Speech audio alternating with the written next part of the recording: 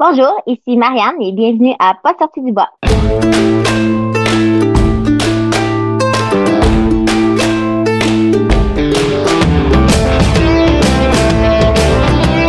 Entre elles, on se jase, entre elles, on se rencontre, entre elles, on existe.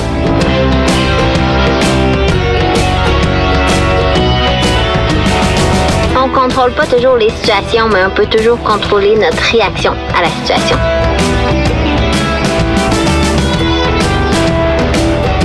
Si tu commences à te sentir bien courir un ultramarathon, fais-toi-en pas, ça va passer.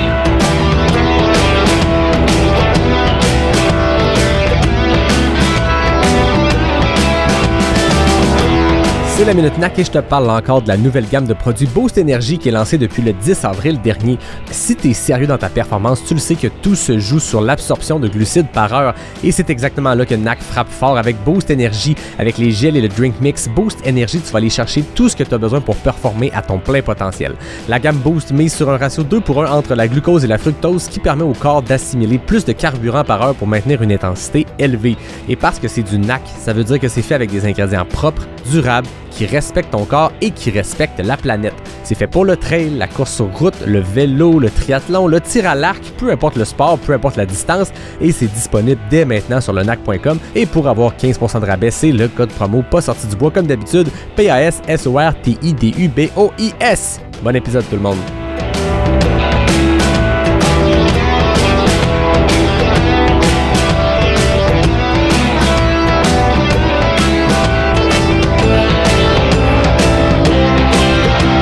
Ouais, ben, on n'est pas sorti du bois, hein? Bonjour tout le monde, bienvenue à cet épisode numéro 232 de Pas sorti du bois. Ça faisait un petit bout quand même, genre de 3 mois. Marianne, re-bienvenue à Pas sorti du bois. Je suis content de te voir aujourd'hui. Salut, merci beaucoup. Ça fait toujours un plaisir d'être ici. On s'était parlé la dernière fois, probablement que dans ma fenêtre au-dessus ici, il y avait de la petite neige qui tombait, c'était féerique, c'était le temps des fêtes. Là, la neige est partie. En tout cas, il en reste encore à Québec, mais on est 3-4 mois plus tard, en plein printemps. T'es au Colorado, je suis à Québec. Merci d'être là aujourd'hui. Yes, ben écoute, ça fait plaisir. Je pensais que vous veniez juste d'avoir une tempête de neige, par contre. Ben, étrangement, c'est le monde à l'envers parce que les régions qui ont habituellement moins de neige en ont reçu énormément, puis genre le nord de Québec, là, dans mon coin, limite Lac-Beauport, où je voyais Julien Lachance, Joanie, dans le coin du Mont-Saint-Anne, on a toutes pas eu de neige, mais la Rive-Sud, puis genre la Mauricie, qui a toujours moins de neige, en a reçu, fait que c'est le monde à l'envers, c'est peut-être symptomatique de d'autres choses, mais rendu là, on était à quelques semaines de l'ouverture peut-être des sentiers dans le coin, là, il reste encore un peu de neige, fait que là, je me dis, la couche de neige supplémentaire, elle aurait juste ralenti ça, fait que c'est correct qu'on l'ait pas eu, la neige. As-tu de la neige à Boulder? Non, c'est température d'été, puis ça fait très plaisir parce que je reviens de la Corse avec l'équipe et puis je pense pas que j'aurais pu retourner à la neige après avoir passé quelques jours en été. Moi, je vais l'avouer que l'été, c'est vraiment ma saison préférée. Oui, puis clairement, on avait parlé à ton dernier passage, tu rangeais le splitboard pour cet hiver parce que t'es dans des températures estivales, t'as été littéralement en été parce que dans l'hémisphère sud, l'hiver c'est l'été, puis t'as été en Nouvelle-Zélande une bonne partie de l'hiver. Je pense que ça peut être le point de départ de notre discussion, mais avant ça, on peut jaser de qu'est-ce qu'on boit. On est le matin, encore plus toi, fait que je doute que ta réponse soit une grosse bière, mais qu'est-ce que tu bois de ton côté? Écoute, moi, je bois un soda prébiotique. C'est Poppy. J'adore ces breuvages et c'est mes breuvages de choix quand je suis aux États-Unis. Un soda probiotique, intéressant. J'y vais dans le funky aussi, quelque chose qui est nouveau. En fait, qui est pas si nouveau, mais que moi, c'est la première fois que j'en bois au podcast. C'est mon nouveau partenaire, Café Charlevoix, qui fait un café cold brew infusé en eau pétillante. Fait que ça goûte... En fait, c'est café et lime, ça s'appelle Buddies. Ça se trouve sur leur site, on peut en commander. Moi, ils m'en ont livré, fait que je suppose que c'est légal de livrer ça. Il n'y a pas d'alcool. C'est vraiment bon. J'ai contaminé tous mes collègues à qui j'ai fait goûter, fait que c'est bien bon. Cheers, Marianne. Cheers, il va falloir que je goûte ça. Prochaine fois que tu passes à Québec, je t'en mets aux frettes. C'est bon. Hey, je sais pas si au moment d'enregistrer ça, ça va être le cas, fait que je vais faire le bout pour pas que je le couperai, mais l'éléphant dans la pièce, Marianne, ceux et celles qui écoutent viennent de découvrir un tout nouveau thème musical de Pas sorti du bois. Après 232 épisodes, j'ai décidé de le faire évoluer.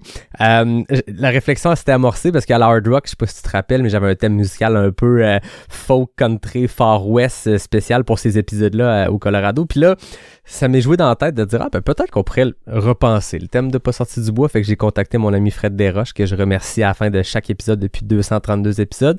Puis on a fait évoluer le thème. On est allé chercher de quoi qui est peut-être un peu plus organique. On parle de trail, on parle de roots, on parle de plein air, on parle de forêt. Je trouvais que le thème musical rock qui avait fait son temps, il y a un petit clin d'œil, mais il y a un petit clin d'œil à l'ancien thème musical. Il y a des nouvelles citations, parce qu'à l'époque, quand j'ai lancé ça, c'était à l'épisode 0, puis j'avais aucune citation d'aucun invité parce que le podcast n'existait pas. Fait que là, Pat Godin m'a réenregistré sa quote célèbre, mais j'ai rajouté à ça une petite voix qui est venue à 30 épisodes du podcast. Fait que tu le sais même pas c'est quoi, mais Marianne, t'es dans le nouveau thème musical. OK. Il n'y avait pas assez de Marianne Hogan au podcast. Je pense que je me suis dit là, faut qu'à chaque épisode, ça commence avec ça. Fait que voilà, c'est ce qui explique le nouveau thème musical. Je suis certain que ça est un petit choc pour ceux que ça fait 230 épisodes qui entendent la même affaire.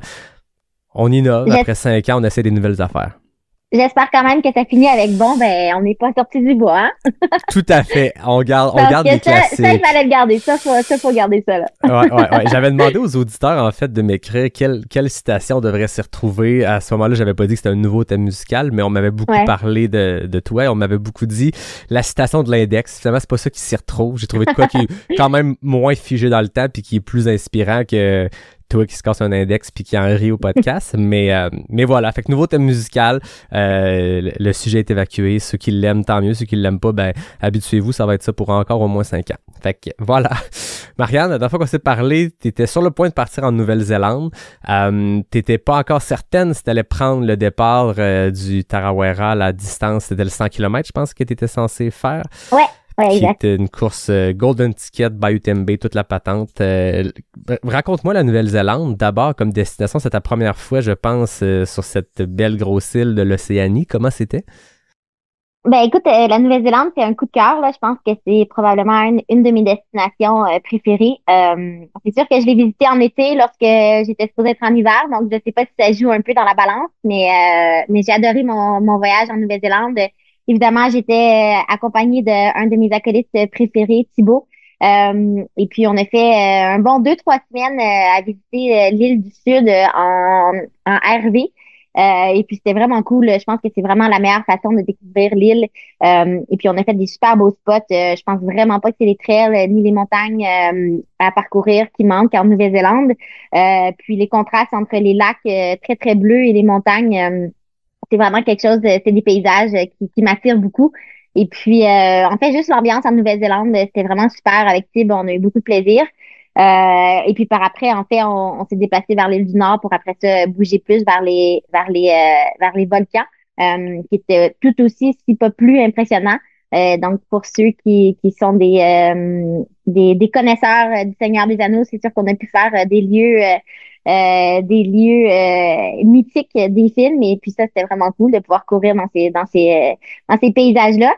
Et puis je pense que ça a aidé aussi d'être comme ça en mode voyage pour affronter un peu ce que je vivais en tant qu'athlète à ce moment-là. Si on se rappelle, en fait, en décembre, je venais tout juste de recommencer à courir et puis je pense que c'est à ne pas prendre à la légère le fait que en fait, se préparer pour un 100 kilos en 2 mois, c'est quand même très court comme délai pour n'importe qui, mais pour moi encore plus parce que je suis vraiment quelqu'un qui a besoin quand même beaucoup de temps de préparation pour me sentir bien et prête à une course. Je suppose que post-UTMB, s'il n'y avait pas eu la blessure, excuse, je t'ai coupé, hein, je voulais insérer une question, mais je suppose que justement, si post-UTMB, tu avais pris 2-3 mois plus relax, genre de off-season, mais en maintenant une cadence de course, 2 mois de build-up vers Tarawera aurait été possible. Là, dans ce cas-ci, c'est qu'il y avait eu une période d'arrêt complet, fait que tu recommences un peu à zéro. Là. Ouais, en fait, c'est sûr que ça aurait été bien que je sois au courant de ma blessure avant. En fait, ce qui est arrivé, c'est que après l'UTMB, j'ai pris 2 semaines off. J'ai recommencé à courir tranquillement. J'avais pas de douleur. Après, une douleur s'est fait ressentir, une douleur qui était anormale. On a fait des tests, on a déterminé que j'avais une déchirure dans l'ischio gauche. Et donc là, j'ai été obligée de prendre vraiment 6 semaines d'arrêt complet et puis d'après de recommencer vraiment graduellement en suivant le programme de la clinique du coureur. Ouais. Et puis ça a fait en sorte que en fait j'ai recommencé à courir là, de façon plus officielle début décembre.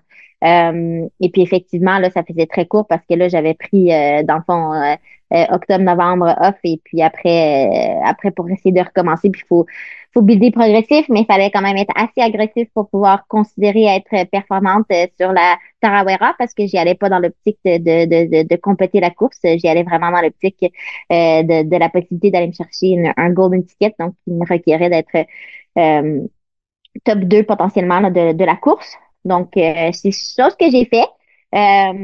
Mais j'avais toujours aussi la compréhension que potentiellement ça passerait pas. Et malheureusement, plus on s'approchait de de l'échéance, plus les signaux apparaissaient. Et puis, je pense que dans ma deuxième semaine en Nouvelle-Zélande, là, j'ai commencé à avoir des douleurs vraiment partout dans ma ligne droite, dans ma jambe droite. Et ça, c'était vraiment particulier pour moi parce que depuis des années, j'ai que des problèmes à gauche. Et puis, je me suis toujours on avait toujours analysé la situation comme si j'avais des problèmes à gauche parce que je m'étais cassé la jambe droite il y a des années puis je fais une certaine compensation. Mais là, pour le coup, j'avais vraiment là toute la ligne droite des douleurs. J'avais des douleurs dans les fibulaires droits. J'avais des douleurs dans mon ischio droit. Euh, et puis, dans ma dernière course préparatoire en fait, on est allé inspecter le parcours avec Thibaut, ben, je me suis déchiré l'ischio droit. Et et c'est un peu la blessure qui a fait déborder le vase pour moi en voulant dire, OK, clairement, il y a un problème. C'est pas normal que je me déchire et l'ischio gauche et l'ischio droit dans dans une période de 6 mois. En plus de ça, j'avais vraiment des grosses douleurs au fibulaire droit qui étaient vraiment particuliers pour moi parce que j'avais jamais eu de douleur à cet endroit-là. Je pense que c'est la blessure qui a fait déborder le vase, mais c'est aussi la blessure qui a fait poser beaucoup de questions et qui a impliqué beaucoup de professionnels là, qui m'entourent au sein de l'équipe Salomon. Et puis je pense qui a fait en sorte que les bonnes personnes ont posé les bonnes questions au bon moment. Puis c'était quoi ces bonnes questions-là? Ben, c'est sûr que en fait, comme je dis, c'est qu'au début, on pensait que c'était toujours plus une question de compensation. Et puis là, en fait, quand on réalise qu'il y a plusieurs muscles dans ton corps qui te lâchent, c'est peut-être plus une question une faiblesse du système général. Et pourquoi ton système général est impacté? Ben, je pense qu'il faut qu'on regarde vraiment les piliers là, de ce qui est important dans la performance. Et un des piliers les plus importants, c'est la nutrition. Et puis Thibaut est vraiment quelqu'un qui s'intéresse beaucoup à la nutrition et qui a apporté un peu ce sujet-là à mes yeux en disant, ben écoute Marianne, je pense que potentiellement tu ne consommes pas assez et de calories ou des nutriments spécifiques. Donc ça a vraiment lancé une conversation plus grande à savoir potentiellement que j'aurais besoin de consulter un diététicien et puis avoir une conversation plus grande à savoir qu'est-ce qui pourrait être manquant et faire en sorte que mes muscles me lâchent comme ça au quotidien. Et c'est quelque chose que j'ai fait. C'est un exercice qui était en fait qui vient déranger un peu ta façon de fonctionner parce que moi, ça fait des années évidemment que je fonctionne d'une certaine façon et puis je réalise aussi que je suis peut-être plus de l'ancienne génération où effectivement je pouvais aller courir en montagne pendant des heures sans trop me soucier de ce que je consommais parce que j'étais capable de le faire. Par contre, ça veut pas dire que c'était la bonne chose à faire ni la chose qui encourage la santé ou la performance. Je pense que les deux, c'est des fois sont beaucoup plus alignés qu'on le pense. Et puis j'ai ravisé beaucoup vers la hausse l'apport énergétique. Surtout pour tout ce qui est attrait des glucides, autant à l'entraînement que en préparation de l'entraînement. Et Dans je la vie pense de tous que les ça, jours, dans tes repas matin, midi, soir, indépendamment de l'entraînement, indépendamment de ce que tu traînes sur toi dans tes entraînements nutritionnellement parlant, c'était vraiment une carence généralisée, dans le sens où tu te rendais compte que dans tes repas quotidiens à travers les entraînements, il y avait ce manque-là?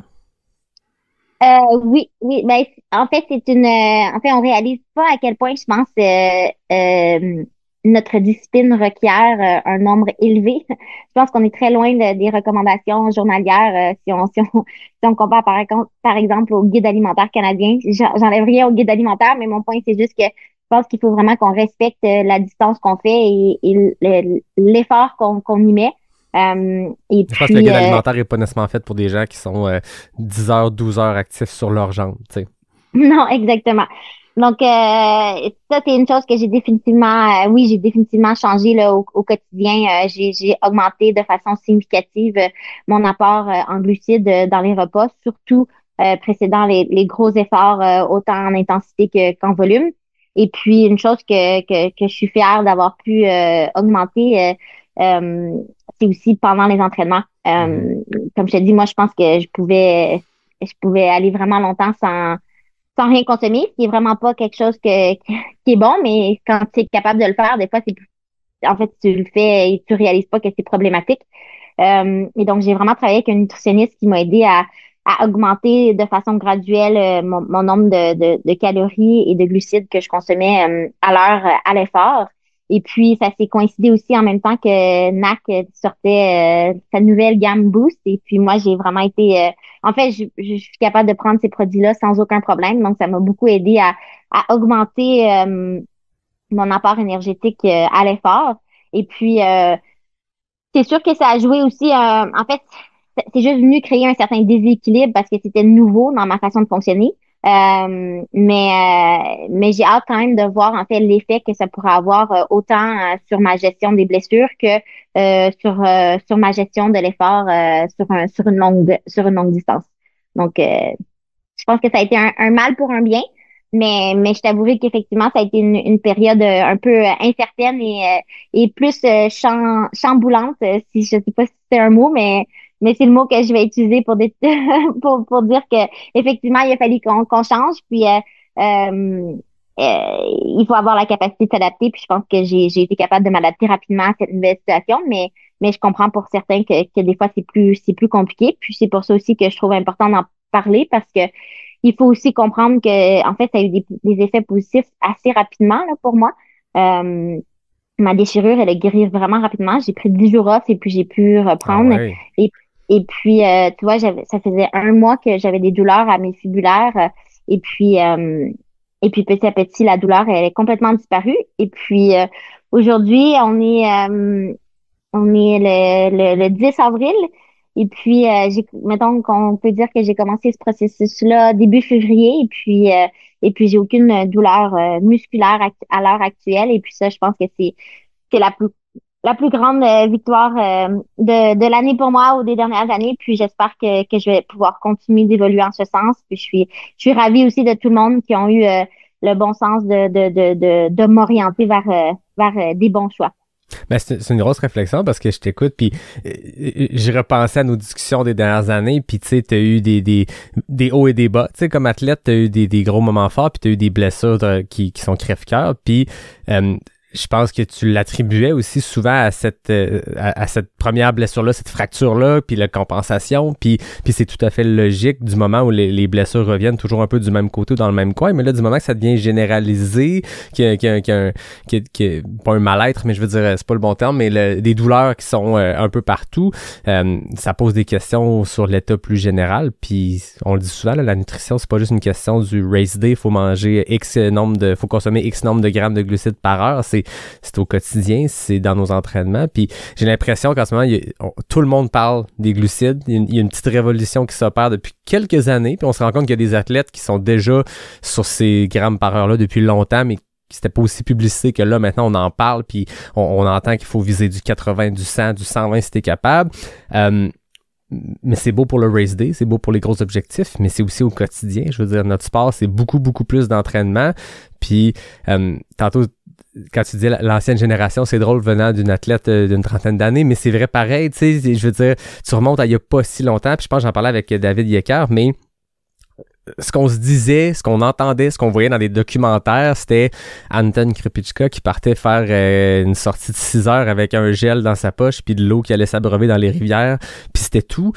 Puis je pense que, à tort, moi, j'y ai pensé comme... Je me suis entraîné comme ça aussi, à tort, c'est de se dire, ben je vais me mettre en carence, fait que je vais apprendre à mon corps à continuer dans cette carence-là, fait que quand ça va arriver dans un événement, je vais savoir comment le gérer.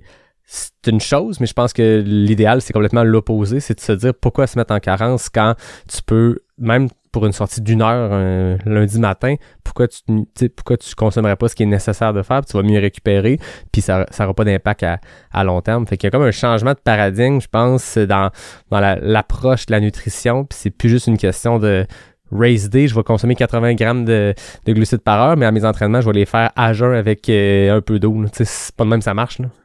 Ouais, c'est sûr. Ouais, puis c'est drôle, tu sais, c'est vrai que c'est drôle comme phrase de dire je viens d'une autre génération parce que je me sens pas si vieille non plus, mais c'est vrai que en fait ça vient de il y a pas si longtemps, ce nouveau discours de l'importance de s'alimenter pendant l'effort et des discours justement que ben, les records se font briser à cause justement de l'impact de la nutrition. Puis en fait, puis moi, je suis la première à dire que, en fait, je suis restée dans mes façons de fonctionner pendant longtemps, probablement plus longtemps que j'aurais dû. Mais je pense que tant qu'on est ouvert à l'évolution, puis qu'on est ouvert à s'adapter, puis qu'on est ouvert justement à, à bouger vers l'avant avec les avancements, je pense qu'on s'ouvre aussi la porte à différentes possibilités. Et puis, le plus important aussi, c'est de se rappeler que la nutrition, c'est un pilier de base. Donc oui, ça vient jouer avec la performance, mais dans mon cas, ça jouait certainement avec le côté de ma santé.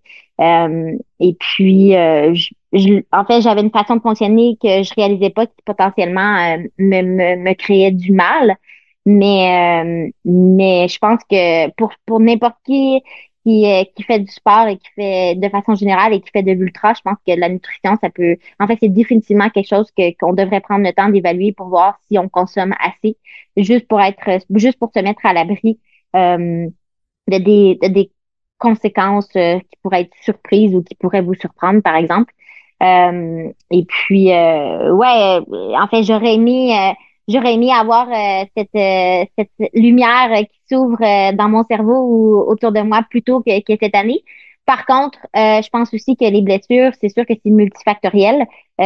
Effectivement, je pense que mon pied droit a toujours va toujours avoir un effet néfaste sur certains de mes fonctionnements, mais fallait comprendre ici que c'était pas juste mon pied droit et qu'il y avait d'autres choses à évaluer. Puis si on peut faire des changements qui nous amènent vers le bon bord, ben je pense que en fait j'encouragerais n'importe qui là, à se poser des questions et d'aller consulter des professionnels qui peuvent les accompagner. Et puis ça peut être aussi simple que en fait on sait c'est quoi la théorie. Je pense qu'on l'entend partout. Si tu écoutes des podcasts en ultra aujourd'hui, je pense que la nutrition c'est une chose, mais se le faire dire concrètement, non, en fait, il faut manger à peu près 2 fois plus, ou je lance des chiffres comme ça, mais mon point, c'est juste, oui, on se le fait dire, on se fait bombarder d'informations comme quoi on devrait consommer plus, mais qu'est-ce que ça veut dire concrètement? Et vraiment avoir quelqu'un qui t'aide de la même façon que tu as un entraîneur qui t'aide à gérer ton entraînement, ben, en fait, un nutritionniste ou un diététicien, peu importe la personne avec laquelle vous décidez de travailler, je pense que peut vraiment vous aider à vous encadrer dans ce contexte-là. Et puis, moi, c'est vraiment ce que Valentin Lacroix a pu faire pour moi là, de cette façon-là. Ouais, puis faut pas négliger qu'il y a une perte calorique qui est immense avec les entraînements qu'on fait, avec le sport qu'on fait. Une sortie à moyenne intensité pendant 60 minutes, c'est quoi? C'est 700-800 calories que tu dépenses. C'est 700-800 calories qu'il faut que tu prennes de plus que ta journée de repos, dans le sens où faut se fier à la faim, mais des fois, faut quand même pas négliger. Tu sais, sur des sorties d'1 heure, je pense que la faim va se faire ressentir plus tard dans la journée, tu vas combler plus de collations, mais mettons ton gros week-end, ton gros samedi, tu fais une sortie de 4 heures, tu réussiras probablement pas à aller manger dans la journée même toutes les calories que tu as dépensées, les 2000 calories, peu importe, mais faut l'avoir en tête. C'est beaucoup, 2000 calories, c'est énorme de pertes, fait que c'est quand même important de les reprendre, puis je veux dire, faut pas tomber en carence là-dedans, puis je pense que c'est un danger qui guette n'importe qui fait du sport d'endurance de longue durée. Les pertes caloriques sont intenses, mais il faut les regagner, ces choses-là. Là. Il est peut-être trop tôt pour poser la question, mais là, tu ressens clairement les effets positifs d'un point de vue blessure, douleur. Est-ce que tu le sens aussi d'un point de vue performance? Tu ressors d'un camp d'entraînement, je vais vouloir qu'on aborde ça un peu tantôt, mais tu as fait des grosses sorties, j'ai vu ça passer sur les médias sociaux. Est-ce que tu le ressens aussi, ce changement-là nutritionnel dans le côté plus performance, tes sensations à l'effort? Ben, c'est ça qui est un peu plus délicat pour le moment, je te dirais. Je pense qu'on connaît tout le slogan qu'il faut, des fois, il faut prendre 2 pas par en arrière pour pouvoir aller vers l'avant. Puis, en fait, ouais, j'ai l'impression que je suis dans mes 2 pas en arrière pour le moment, mais je lâche pas pour autant le morceau de la performance et je tiens aussi à continuer dans ce processus-là parce que je crois en son bénéfice à long terme. Donc, au jour J, c'est ce qui amène un peu plus d'incertitude parce que je suis habituée de fonctionner dans une certaine façon et je vais le dire dans cette façon-là sans avoir en espérant ne pas avoir l'air cocky quand je le dis, mais je veux dire, je suis habituée d'une certaine façon d'avoir la performance. Et là, tu vois, je suis venue jouer avec des éléments qui font en sorte que je ne sais pas en fait ce que ça va donner en termes de performance. Et ouais, je pense que c'est une incertitude qui est différente. C'est sûr qu'en ce moment, je te dirais pas que je me sens au pic de ma forme, mais j'ai l'impression que je suis dans la bonne voie. Et puis, ça va être intéressant justement de voir qu'est-ce que ça peut donner comme résultat. Puis, euh, je suis aussi consciente que je suis pas la meilleure avec mes sensations et mon ressenti. Je pense que c'est une grande force, mais des fois, c'est une grande faiblesse. Donc, j'essaie aussi de réaliser que c'est pas parce que je me sens pas nécessairement le plus en forme de ma vie que ça veut pas dire que je puisse livrer une performance qui pourrait me surprendre moi-même. Et en fait, c'est ce que j'espère qui va arriver, mais si c'est pas dans la prochaine course, potentiellement que ça pourrait arriver dans 2 ou 3 courses. Et puis je suis convaincue que c'est la bonne voie dans laquelle je suis. Puis advienne que pourra pour les résultats prochains. Ouais, puis tu l'as dit tantôt, hein, c'est court 2 mois, tu dis en février, tu étais dans cette réflexion-là, en fait, t'amorçais cette réflexion-là, t'amorçais ces changements-là nutritionnels pour t'aider avec une déchirure, avec des douleurs. On est même pas 2 mois plus tard, dans le sens que je me fais l'avocat du diable, où l'œil extérieur, c'est quand même très tôt pour même espérer peut-être revenir à des sensations pré-UTMB l'an passé quand tu te sentais au sommet de ta forme. Là, tu viens de faire ce changement-là, puis le mois d'avril, c'est super tôt. Il te reste plein de mois pour tranquillement piquer vers fin août. Je dis une date comme ça par hasard parce que la Nouvelle-Zélande t'a quand même permis d'aller chercher un dossard pour l'UTMB. T'es allé là pour aller faire le 100 km. T'es revenu avec complètement autre chose. C'est passé bien des choses, mais parle-moi quand même de l'opportunité que tu as pu avoir de quand même courir une course de 23 km, c'est ça? Oui, effectivement. Donc, en fait, la course, c'était pile poil, je pense, 12 jours après ma déchirure de l'ischio. Donc, j'ai pris vraiment 10 jours off de course et puis j'ai recommencé à courir pratiquement le jour de la course ou quelques jours avant. Mais évidemment, là, le jour de la course, c'était pas, je faisais pas la race, comme on dit. J'étais sur la ligne de départ dans l'optique d'arriver à la ligne d'arrivée. Et puis, dans ce cas-ci, j'ai vraiment pas racé, si on veut. Et puis, je me suis juste abstenue de parcourir la distance pour pouvoir aller chercher un running stone, ce qui était demandé de moi là, pour pouvoir me qualifier pour l'UTMB de cette année en 2025 parce que ma déchirure de l'ischio gauche m'avait obtenu une dérogation. Donc, je suis allée chercher ça et puis effectivement, je me suis enregistrée à l'UTMB 2025 cette semaine en fait. Et puis c'est sûr que ça demeure un objectif pour moi. Je pense que tant que je serai pas en mesure de faire la course jusqu'à la fin de l'UTMB, je vais vouloir y retourner. Et puis donc c'est sûr que c'est une option qui est très alléchante pour moi cette année encore une fois. C'est pas gênant quand les 2 premières tentatives, tu le dis, ils ont pas été pleinement à la hauteur de tes attentes parce qu'il y a eu quelques blessures, un index, ça a fait couler en masse d'encre, les genoux dans le gif sont amusés avec ça. Dans tous les cas, c'est pas gênant quand 2 performances qui ne sont pas à la hauteur de ce que toi tu t'espères ou tu sais que t'es capable, donne quand même 2 podiums sur l'UTMB, ça augure bien, mais dans tous les cas, c'est que tu m'expliquais, parce que je t'avais écrit, je comprenais pas, parce que je comprends jamais rien de ce système-là, parce que ça change, puis il y a plein de subtilités, mais quand tu as fait un podium sur l'UTMB, tu peux obtenir un dossard pour l'année suivante seulement en allant chercher une stone, dans le sens où tu n'as pas besoin d'aller faire un podium sur une course by UTMB, ce que les autres athlètes ont besoin de faire quand ils n'ont pas fait un podium puis qu'ils veulent se requalifier, c'est ça? Exactement. Donc, c'est pour ça que j'avais cette option-là qui me semblait être une bonne option, puis je suis allée la chercher. Donc, voilà. Est-ce que le fait de faire une épreuve comme ça en mode finish, On part du point A puis on veut se rendre au point B puis c'est tout. T'as-tu profité de la course? C'était une expérience différente quand même. Ça devait faire longtemps que tu avais piné un dossard dans une optique de faire le parcours puis profiter du paysage?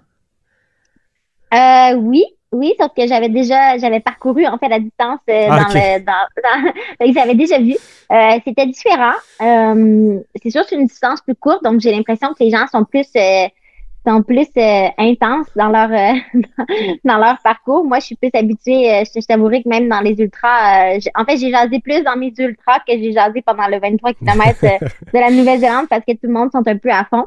Mais c'était cool aussi de faire la course pour le plaisir et de pouvoir s'arrêter au ravitaillement puis manger ce qu'il faut, manger ce que tu veux, prendre ton temps, profiter de la course. C'est sûr que c'était bien, mais effectivement, je pense que l'ambiance est quand même différente sur une course de 23 km qu'elle l'est sur une course de 100 km ou plus. Je comprends. Pour clore sur le sujet de la Nouvelle-Zélande, c'est quoi ton coup de cœur? Je sais que je te demande toujours ces questions-là quand tu voyages, puis tu te poses toujours la question parce que c'est pas facile de choisir une affaire, mais ton coup de cœur en termes de sentiers, de montagnes, de paysages, de villes? Ben, il y a un parc national dans l'île du Nord qui est une trail qui s'appelle le Tongariro Alpine Crossing. Et puis c'est magnifique, c'est vraiment vraiment beau. Et puis je l'ai fait avec Thibaut. En fait c'est des paysages qui sont vraiment spéciaux parce que tu vas parcourir une certaine section, puis là tu vas monter une montagne, puis là de l'autre côté c'est une végétation qui est complètement différente. Et là tu montes une nouvelle montagne et de l'autre côté c'est dans la même randonnée, tu traverses peut-être 4 sections qui sont complètement différentes et en fait, à chaque fois que tu tournes de bord, tu as l'impression que tu es dans un nouvel endroit, puis c'est des endroits qui sont complètement différents que ce qu'on vit au Québec, au Canada, en voulant dire, c'est des terrains volcaniques et puis éventuellement, tu arrives vers des lacs de bleu pétant. Et puis, ouais, j'ai vraiment, vraiment adoré cette traversée-là, puis je la recommande, là, c'est sûr que s'il y a des gens qui vont en Nouvelle-Zélande, je pense que c'est définitivement nécessaire là, pour un must-do, disons. Après les îles volcaniques, l'année passée, tu étais à Tenerife. Est-ce que c'est complètement différent en termes d'environnement volcanique? Oui, c'est différent. C'est vraiment différent. Mais c'est sûr qu'il y a des aspects qui sont semblables. Là. C'est sûr que tu te retrouves sur du terrain volcanique, donc ça se ressemble un peu. Et puis, c'est peut-être moi aussi qui est attiré spécifiquement vers les terrains volcaniques, mais je pense que c'est juste que c'est très différent de ce qu'on voit au Québec ou au Canada, ou même en Europe. Donc, je pense que c'est quelque chose en fait, que je trouve une merveille du monde en quelque sorte. Ben oui, c'est clair. Ça fait rêver, ça donne le goût la Nouvelle-Zélande. Marianne, on va se prendre une petite pause pour un message d'un partenaire, puis on se parle de l'autre côté. Participer à l'Ultra Trail Gaspésia 100 du 13 au 15 juin, c'est mettre le cap à l'est et vivre un week-end unique dans la magnifique région de Percé. Si tu as toujours rêvé d'avoir un immense caillou avec un trou dedans comme arrière-plan de tes photos de course, ben il y a juste une place où tu peux vivre ça, puis c'est au Gaspésia 100. Blague à part, Jean-François Tappe et sa gang savent comment accueillir la visite et avec 16 épreuves de 1 à 165 km, pas de doute que tu vas trouver chaussures à ton pied. Là, tu te dis que tu trouves ça loin la Gaspésie pour participer à une seule course. Bonne nouvelle, ils ont 4 courses par étape sur 3 jours. Question de vivre une immersion trail totale. En partenariat avec le Club de Trail de Montréal, Événement Gaspésia organise un bus qui fait Montréal, Québec et Percé, une manière écologique puis sympathique de te rendre jusqu'à l'événement. Puis si tu manques encore de bonnes raisons, ben sache que les détenteurs d'un billet de bus ont un dossard garanti au prix de la première édition du Gaspésia il y a 10 ans, un rabais de 30%. Pour plus d'infos, rendez-vous sur le gaspésia.org puis on se voit à Percé en juin. On est de retour avec Marianne. Je le disais tantôt, tu reviens d'un camp d'entraînement avec Salomon. Puis je sais pas si tu as entendu le podcast de Dylan Bowman où lui et Corinne ont analysé d'un point de vue externe tout ce camp d'entraînement-là, mais surtout toutes les annonces que Salomon a faites. Puis je trouvais ça intéressant à quel point il démontrait à quel point Salomon est en train de se professionnaliser dans sa manière de présenter ses équipes. Puis c'était vraiment un cool lancement. J'avais pas vu ça passer, j'avais vu un peu de contenu, mais quand je les ai entendus raconter ce lancement-là à Annecy, puis ensuite le camp d'entraînement encore, j'étais allé voir le live et tout, puis c'était tout un show, je trouve. Ça démontre en fait là où notre sport est rendu, c'est que les marques osent, les marques ont les moyens d'oser, puis ils le font parce qu'il y a clairement un retour sur investissement. C'est que c'est de faire ce genre d'action-là, c'est payant pour eux, mais au-delà de tout ça, c'est trippant comme fan du sport de voir que le trail est rendu à ce niveau-là. Toi, de l'intérieur, comment tu as vécu ces jours-là avant le camp d'entraînement en Corse avec l'équipe, un sujet dont je vais vouloir qu'on parle, mais ce côté-là très marketing à Annecy? Ben, en fait, je trouve que le côté marketing à Annecy est représentatif de ce qui se passe dans l'arrière-scène, si on veut. Et puis oui, c'est cool de voir que effectivement le show que ça peut créer.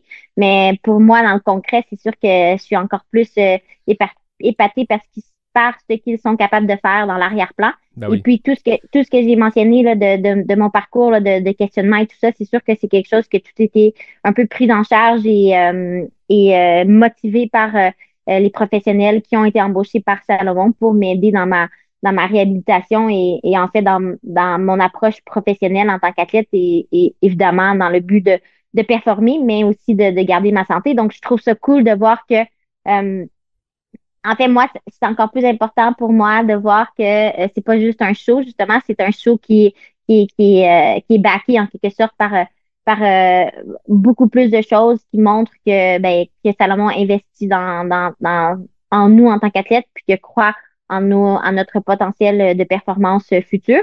Et puis ouais, en fait c'est cool de voir que Salomon veulent pousser dans cette direction-là.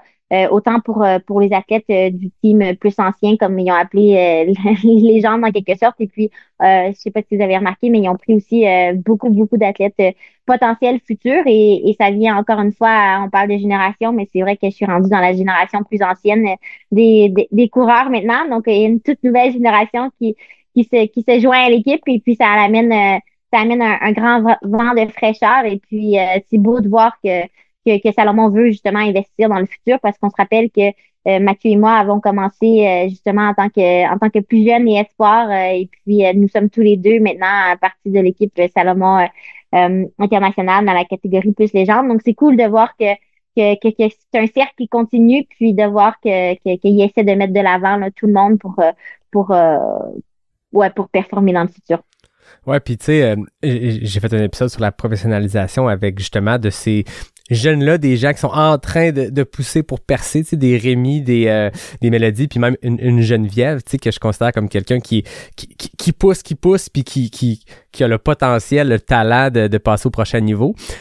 Puis une des choses qu'on a abordées, puis une des choses qu'on a entendues dans le sport, c'est, je pense que des marques comme Salomon, puis ils l'ont démontré avec leur programme de performance, de support à ses athlètes, qui choisir des athlètes, mais c'est pas des... Je veux pas le dire de manière trop péjorative, mais ça l'est parce que c'est pas le cas de Salomon, mais des fois, il y a des marques, tu sens que les athlètes sont des objets marketing, qui sont des panneaux publicitaires, puis on le voit moins entre elles. Il y a d'autres sports où c'est très flagrant, mais je pense qu'entre elles, il y en a quand même des marques où tu sens que on choisit des athlètes pour leur reach, puis on leur met une pression de performer parce que sinon, vous êtes plus des bons produits marketing.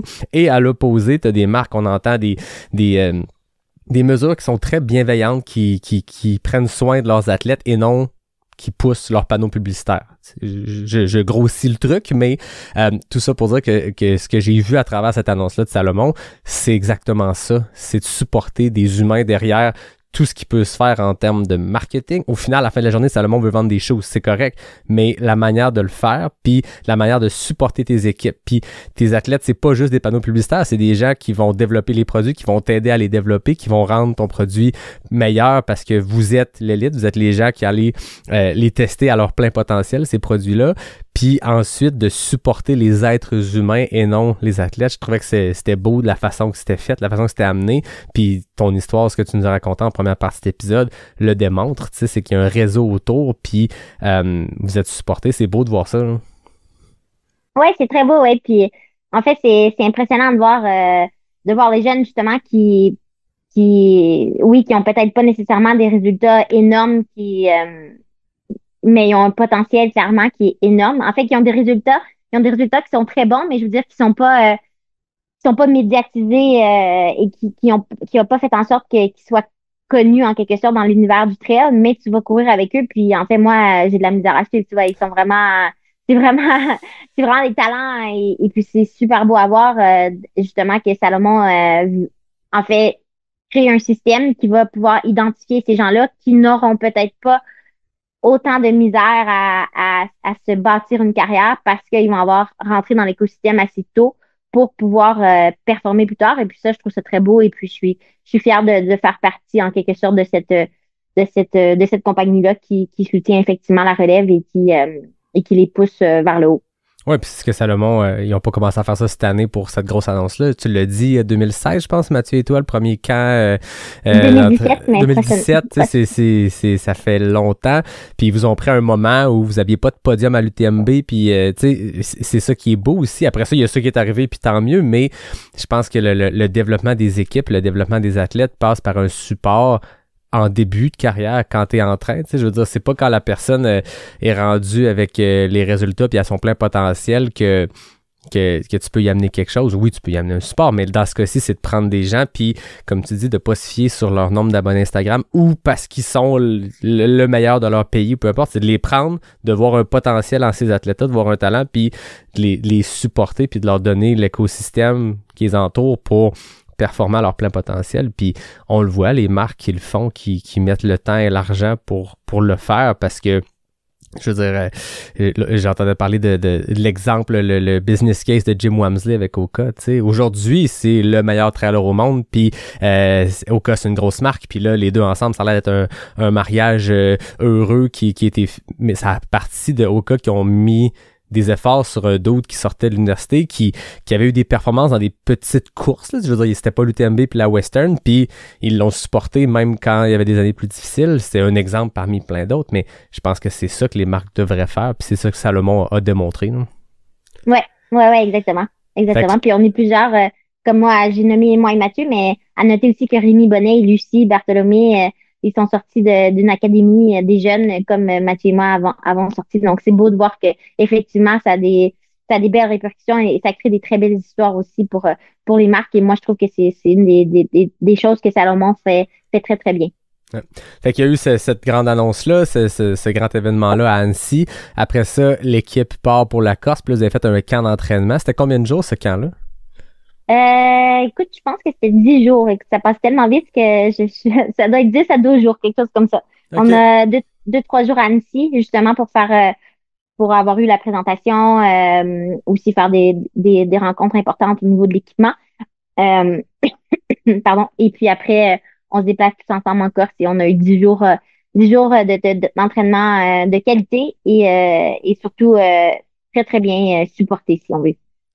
Je suis certain qu'on pourrait parler des entraînements puis des sorties que vous avez faites, mais ça, tout ça, on le voit passer. Moi, j'ai le goût d'aller voir derrière le rideau comment ça se passe ces camps d'entraînement-là, en dehors des entraînements puis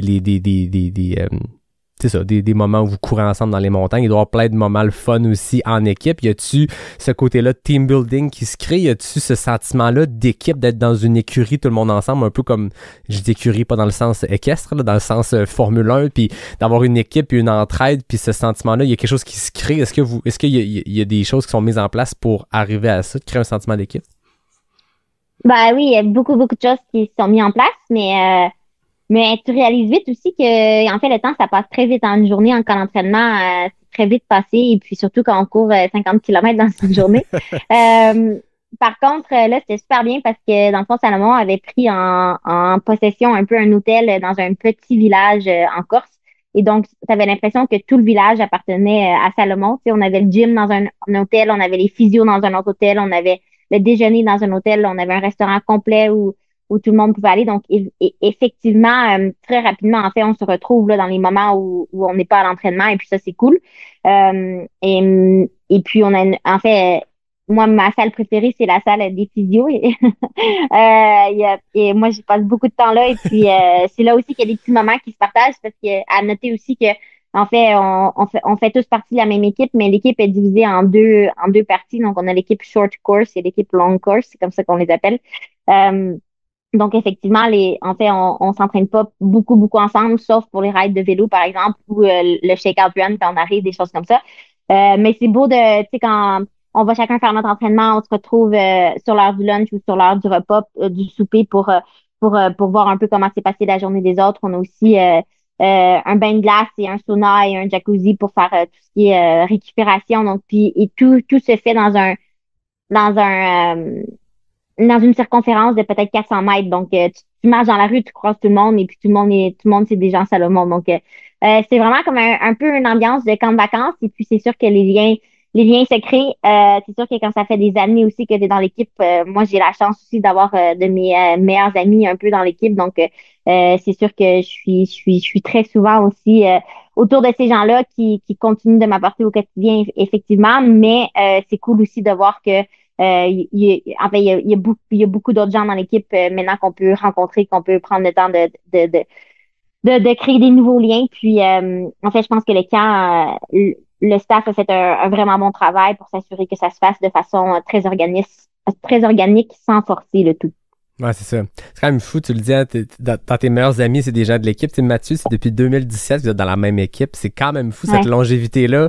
Dans le sport, c'est déjà exceptionnel, mais que vous suivez depuis ce camp d'entraînement-là, puis qu'il y a des liens qui sont tissés, mais que quasiment 10 ans plus tard, là, mettons 8 ans si mes mathématiques sont pas si pires, c'est quand même fou, vous êtes encore dans la même équipe, ensemble, en Corse. C'est vraiment c'est beau de voir ça.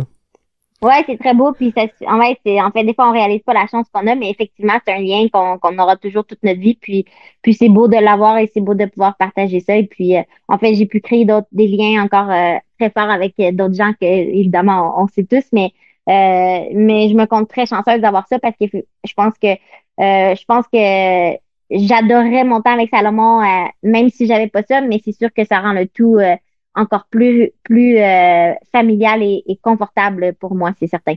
Ah oui, c'est clair.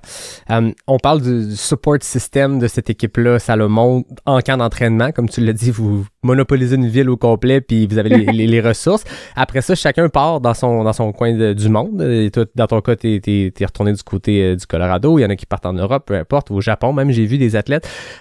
C'est quoi le support qui vient avec le fait d'être dans cette équipe-là, rendu justement un peu partout dans le monde? Ça peut pas être les mêmes physios qui offrent des traitements à chacun en se déplaçant en avion d'une place à l'autre, là? Non, mais tu vois, si on reste sur le sujet des physios, moi j'ai eu une petite blessure encore, j'ai tombé, je me suis explosé les genoux. Et puis la physio, tu vois, elle m'écrit aujourd'hui pour me prendre des nouvelles, de me parler des prochaines étapes, s'assurer que s'il y a des prochaines étapes à y avoir, on va procéder. Donc, non, effectivement, la physio ne me suit pas nécessairement au Colorado. Par contre, il y a un suivi constant et puis on s'assure justement qu'on prend les bonnes décisions. Évidemment, c'est une petite anecdote pour montrer tout ça, mais c'est certain qu'en fait, Salomon a voulu mettre en place justement des spécialistes dans toutes les différentes disciplines. Et je parle des disciplines, évidemment, on a parlé de nutrition, on a parlé physio, mais on parle aussi de tout ce qui est renforcement musculaire. Et puis plusieurs autres spécialistes que je vais potentiellement manquer. Mais l'idée, c'est d'avoir justement un certain centre, une centralisation de tout ça pour pouvoir avoir le support nécessaire. Et puis si j'ai pas quelqu'un accessible pour moi à Boulder, je suis pas capable de trouver quelqu'un à Boulder, ben qu'il y ait quelqu'un dans le système qui peut justement m'aider avec ça. Et puis de plus en plus, je pense aussi qu'on va essayer en fait, quand on est plusieurs athlètes à aller dans différentes courses, on est capable d'avoir un support différent. Donc c'est sûr que là, moi, dans mon cas, je suis partie un peu loin, mais potentiellement plus possible en Europe et des choses comme ça. Mais t'es quand même dans un hub où, tu sais, je veux dire, il y a une centralisation de ressources, je suppose, professionnelles. Fait que même si c'est pas le physio de Salomon, si t'as besoin de voir un physio à Boulder, je suppose que c'est possible. Puis qu'il y a un lien qui peut se faire entre le physio qui te suit pour Salomon et le physio que tu rencontres là où t'es, là. Oui, effectivement. Même que c'est plus que la réalité parce que, comme je t'ai mentionné, à la fin de notre podcast, j'ai un massage qui m'attend justement pour favoriser la récupération. Donc, effectivement, c'est très faisable. Mais je pense aussi que ça devient notre responsabilité de s'assurer qu'on fait ces petites choses-là pour c'est bien beau être capable de se faire masser et d'avoir un traitement tous les jours quand entraînement en Corse, mais si tu reviens chez toi puis tu fais plus rien de tout ça, ben c'est sûr que c'est 10 jours dans l'année qu'on est en camp. Donc, je pense que c'est notre responsabilité. Par contre, Salomon met vraiment le paquet, si on veut, pour s'assurer qu'on ait le support qu'on a besoin pour s'occuper de chacun de ces piliers-là que j'ai mentionnés. Ah ouais. Là, tu vas me voir venir. La même question. de ton camp d'entraînement? T'as-tu une sortie de course ou un moment qui te vient en tête, un moment spécial? C'est quoi ton coup de cœur de ce camp d'entraînement-là? Mon coup de cœur, c'est sûr, c'est toujours la plus grande sortie du camp. Et puis, moi, dans ce cas-ci, ça a été, c'est l'avant-dernière journée. On a fait 63 kilos. Et puis, ouais, c'est un peu drôle parce que c'est ça, j'ai tombé quelques jours auparavant, puis je me suis frappé le genou quand même assez fort. Et puis, il y avait des incertitudes à savoir si le genou serait problématique. Et puis, au final, ça s'est bien passé, évidemment. J'ai été capable de compléter la distance, mais en fait, on s'est retrouvé un groupe de 4 filles que je respecte et que j'apprécie énormément. Donc, avec Martina, Camille et Courtney, on s'est retrouvés à parcourir les 63 kilomètres ensemble. Et puis, en fait, on a ri toute la journée. Puis, Camille était extrêmement en forme. Et puis, comme ils disent en bon français, elle nous mettait la misère. Et puis, on n'arrêtait pas de faire des blagues en fait on survivait derrière comme des drapeaux là sur un sur un poteau.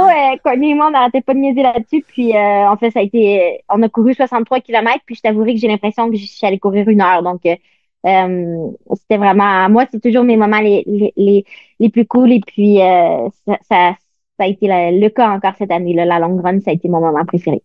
Courtney, es-tu prête pour le Cocodona? Ça s'en vient, c'est dans moins d'1 mois, puis c'est 250 miles de plaisir. Ouais. Oui, j'ai dit qu'on a fait 63 kilomètres, mais c'est sûr qu'il y avait l'option de faire 80. Moi, ça n'a pas été l'option choisie parce que j'ai une course qui s'en vient quand même, mais c'était pas très judicieux d'aller courir 80 kilomètres, mais Courtney a couru 80 kilomètres en plus de plusieurs autres sorties. Donc, effectivement, elle est très en forme et elle est très en forme comme beaucoup d'autres membres de l'équipe. Et je pense que c'est ça qui est cool aussi, c'est de voir que au mois d'avril, on est capable de se retrouver puis quand même de tous montrer un niveau de forme qui est promettant pour la saison. Ah oui, c'est clair. Tu le disais, tu as quelque chose qui s'en vient. C'est quoi le plan de match entre maintenant et l'UTMB avec cette nouvelle stratégie nutritionnelle, avec ces bobos qui semblent s'évaporer et ce genou qui semble pas trop amoché de son choc? Il est encore un peu bleu, mais il va s'en sortir, je pense. Bon. Donc là, en fait, je suis au Colorado parce que je me prépare tranquillement pour la Canyon 100. Donc, c'est sûr, encore une fois, que j'ai pris une décision qui était un peu rapide. En fait, j'avais pris la décision de faire la Canyon 100 avant de réaliser que je m'étais déchiré l'ischio droit. Par contre, contrairement à ma reprise en décembre, tu vois, quand j'ai recommencé à courir, j'ai eu 0 douleur et en fait, la tendance s'est maintenue, voire elle s'est améliorée. Donc, au contraire de décembre, plus j'avançais, plus j'avais des douleurs. Maintenant, plus j'avance, moins j'ai des douleurs. Donc, ça, je trouve ça quand même très encourageant. Comme je te dis, je suis incertaine de mon niveau de forme, mais j'ai hâte d'aller faire le 100 km de Canyons pour effectivement, on se le cachera pas qu'il y a 3 tickets qui sont en jeu pour la Western States de cette année. Et puis évidemment, on doit toujours se réserver le droit de rêver à ces 3 tickets. Donc je le fais. Et puis on se cache pas aussi que Canyon, c'est une course par UTMB. Donc dans le pire ou le meilleur des cas, je pourrais essayer d'aller me chercher une autre qualification pour l'UTMB en 2026. Et Canyon, puis, ça me c'est un donne Majors, non? Donc, c'est le top 10 qui a déjà des places pour 2026, je pense. Je t'avouerai que j'ai pas du tout regardé ça, mais je pense que pendant Tenerife, je me suis fait éduquer, puis je remercie, je me rappelle pas le nom de l'auditeur qui m'a écrit parce que dans ma tête, les bas UTMB, c'est le top 3 hommes-femmes, sauf les majors. Donc, Tenerife, par exemple, top 3 UTMB dans ce cas-ci, 26. Puis on m'a dit que si tu termines puis que la cote de performance est au-dessus de 760, je me rappelle plus le chiffre. Ça dépend pour les hommes ou pour les femmes. Exact. Fait que je me rappelle que moi, je live tweetais ou je mettais des stories par rapport au suivi, puis on suivait tout Jeff Cochon qui a fait une remontée à la Jeff, à la Pac-Man pour la 3e place. On le félicite d'ailleurs. On le félicite. Lui, il a même pas à se poser la question. Top 3, UTMB 2026 direct, mais si, mettons, il avait fini 4e, mais que sa cote était plus haute que X, Y, Z, ça lui donnait l'accès aussi. Fait qu'on en apprend toutes les semaines, tous les jours sur cette cote-là. Mais, fait que bref, dans ce cas-ci, peu importe ce qui se passe. Mais je pense que c'est un Majors Canyon, fait que c'est le top 10. Peut-être. J'ai pas regardé si c'est un major, mais effectivement, la cote titrage, je trouve que c'est quand même rassurant là, de savoir que peu importe ta position, tant que ta performance elle est bien, tu peux devoir avoir une option. Puis, mais aussi en réalité, des fois, il faut justifier les actions qu'on fait mais on n'a pas nécessairement besoin de le faire. Tu vois, j'ai pas besoin de raison pour aller courir les 100 Ben non, kilos, c'est là, ça. je pourrais. Attends, j'ai bon, vérifié, c'est pas un major, finalement, il change. C'était le major l'an passé, là, c'est Kodiak cette année. Bref. Ben c'est cool ça, Canyon, ça va te permettre d'aller recourir sur des sentiers que tu avais parcourus pendant la Western en 2022, 21, 22. Ouais. Très cool. Ouais, puis c'est un parcours roulant que j'aime bien. Puis ça va être l'été, ça va être des températures estivales. Mais sans ouais, des températures de Western State en juin, si je me trompe pas. C'est chaud, mais c'est pas 50 Ouais. ressentis. Oui, mais je veux dire, j'ai pas à me stresser d'avoir froid. Tu vois. Ouais, c'est ça. Ben, tu dis ça, mais je pense... Pour moi, c'est un bon critère. Mais il me semble que j'ai parlé avec Anne Bouchard, puis quand elle l'a fait l'an passé ou l'autre d'avant, il y a eu des conditions assez exécrables à Canyon, ce qui est surprenant parce que c'est la Californie, c'est l'été. C'est sûr, mais on est loin du moins 10 québécois. Là, oui, c'est ça. Je pense que t'es correct pour ça. Je pense que nos critères sont différents peut-être dans le confort. Là. Moi, 0,5 degrés, ça m'irait, mais tu vois, si je suis capable de courir en short t-shirt, je vais être contente. C'est ça, je pense que t'as pas besoin de traîner tes crampons dans tes drop bags. Non, exact. T'as fait un petit crush, je pense, par le Québec, si je me trompe pas, entre cet hiver ou s'il y a quelques temps que t'as fait un petit arrêt à Montréal voir la famille, c'est ça? Ouais, en fait, c'est drôle parce que quand j'avais regardé pour m'acheter un billet aller-retour Genève, Nouvelle-Zélande, parce que je partais en décembre et j'y retournais en mars, le billet d'avion me faisait faire Genève, Montréal, Vancouver et la Nouvelle-Zélande. Donc, en fait, je trouvais ça niaiseux de faire tous ces déplacements-là sans m'arrêter. Donc, au lieu de le booker d'une fois, j'ai fait des escales et puis j'en ai profité pour voir mes neveux, nièces et évidemment mes frères et sœurs et ça me fait toujours un grand bien de reconnecter avec eux. Et je mentionne je mentionne également mes amis ça me fait plaisir de voir au passage et de revenir dans le coin. Toute la famille va bien? Toute la famille va très bien, ouais. Mon frère et Marie-Pierre attendent leur deuxième enfant très prochainement. Bon, on les félicite. Oui. Je réalise pendant que tu parles, tu as mentionné tes amis, ça m'a fait flasher sur tes pacers de la Western qui étaient Thomas et Olivier. Puis j'ai reçu Thomas au podcast la semaine passée. Ben toi, tu l'as pas encore écouté parce qu'on est dans le futur, mais j'ai reçu Thomas la semaine passée dans un spécial Gaspésia et je l'ai présenté comme étant le seul du panel qui était jamais passé au podcast. Puis il m'a pas repris, mais il était passé au podcast. Il était dans ton épisode de Pacer pré-Western State. T'as raison. Mais je l'avais jamais reçu comme invité régulier. Disons, je l'avais reçu comme pacer de Marianne, mais il est venu sur le podcast, il a jasé, puis j'ai dit cette niaiserie-là dans l'épisode. Puis il y a sûrement des gens qui vont m'avoir écrit. Ah, c'est ça, ça n'a pas de sens, là. Mais il y a sûrement des gens qui vont m'avoir écrit Yo, Thomas, tu l'as reçu. Mais bon, on a parlé du Gaspésia 100 000, fait fallait inviter le triple champion, cette légende gaspésienne qui est Thomas Duhamel. Évidemment. Tom Duhamel. Tom Duhamel, voilà. Marianne, c'est toujours un grand plaisir de te recevoir. C'est toujours un plaisir d'avoir de tes nouvelles. C'est toujours très instructif, c'est-tu le bon terme? Dans le sens où on apprend, on t'écoute, puis à travers ce que tu nous racontes, à travers tes expériences, on apprend. Je suis sûr que, comme les épisodes que j'ai pu faire sur les hormones ou sur le surentraînement, il y a des gens qui vont écouter ce que tu as raconté, puis de se dire, OK, moi aussi, j'ai comme des blessures qui ont pas de lien en elles, qui pop, peut-être que c'est la nutrition. Ça demeure que la nutrition, c'est au cœur de tout ce qu'on fait, puis c'est probablement l'affaire la plus importante avec l'entraînement dans notre préparation, puis il faut pas le négliger, puis on a tendance à le négliger un peu versus l'entraînement. Fait que merci de venir continuellement t'ouvrir comme ça, nous raconter les aléas de ta vie et de ton parcours sportif. Ben écoute, ça me fait plaisir. Je pense que dans ce cas-ci, c'est important pour moi de le partager juste parce que je me dis s'il y a des gens qui peuvent éviter certaines blessures ou potentiellement s'adapter plus rapidement que moi, je me suis adaptée à la nouvelle ère si on veut, si je vais le dire comme ça. Donc, c'est pour ça que c'est important d'en parler. Puis, je veux vraiment dire que n'hésitez pas n'importe qui veut m'en parler de façon davantage. Je suis évidemment ouverte sur le sujet, puis ça me fera plaisir d'en discuter avec vous. Ouais, c'est clair. Merci, Marianne. On est toujours d'un temps pour ton rendez-vous. Je te mets pas en retard. C'est beau, c'est beau. Faut que j'y aille dans à peu près 3 minutes, mais sinon, c'est Ça bon. me laisse le temps de conclure, c'est parfait. Donc, merci Marianne. Comme d'habitude, je termine en remerciant NAC, qui est notre partenaire, qui est le partenaire du podcast, qui vient de lancer au moment qu'on enregistre aujourd'hui même, mais dans quelques semaines, quand ça sera diffusé, la gamme Boost, allez essayer ça. Marianne t'en a brièvement parlé. Moi, je vous en parle dans les Minutes NAC depuis des semaines, mais c'est de la grosse bombe. Fait que allez essayer ça, la gamme Boost Énergie de NAC. Merci aussi à Café Charlevoix pour ce Buddies ce midi, pour être un partenaire de mes cafés du vendredi qui me font sortir plein de niaiseries.